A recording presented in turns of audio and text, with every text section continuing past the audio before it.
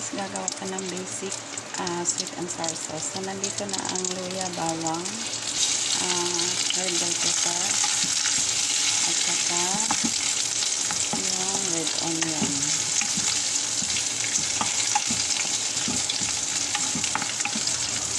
Ayan, naka na siya na kapas.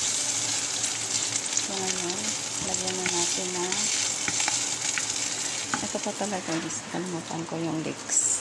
Yan, pantabango din yan. So, ang kukunin lang naman natin dyan yung amoy. Ay, hindi pa po. Sandali lang, ma'am. Ano, patayin na water. Yung water. Tapos lagyan na ang konting glutinous or cassava starch. Yan, cassava starch. Yan ang pampalapot natin. Tapos lalapot pa yan kasi lagyan pa natin ng ketchup.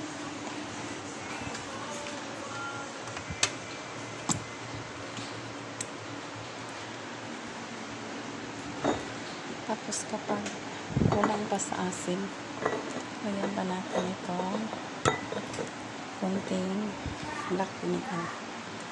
And this black vinegar.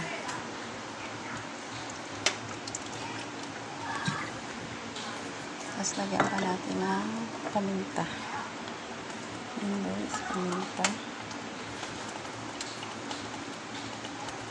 Tapos konting oyster sauce. So ito na lang natin ang oyster sauce.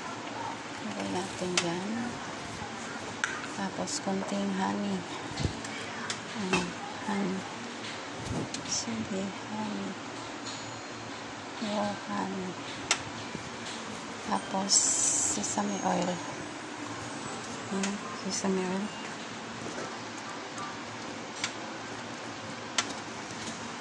Tapos kailangan pa po ng konting brown sugar. Mamaya na lang yung brown sugar guys. At kalimutan ko guys. Kamatis. So, halo-haloin lang natin yan.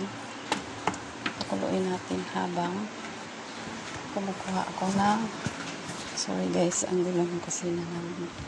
Kukuha ako ng brown sugar. So, nasaan ko yung brown sugar namin? I forgot. Adara. Andito guys, nakalimutan ko ang brown sugar. Andito lang pala. Yan pala guys, lagay ng kape. Ayoko maglagay ng brown sugar sa salamin na, glass na lagayan kasi baka mabitawan ko at mabasa. So, sorry sa kusina namin guys. Medyo messy. So, ngayon. So, yan ang basic sweet and sour sauce ko guys. So, mamaya i-fry natin yung nakamarinate na chicken. Pag-fry nito, ilog-log dyan. Tapos yun na yun. Ay, I'm sorry guys. May ilagay po pala tayo dyan na magic sarap. So, magic sarap. Ang kutsarita. Ayan.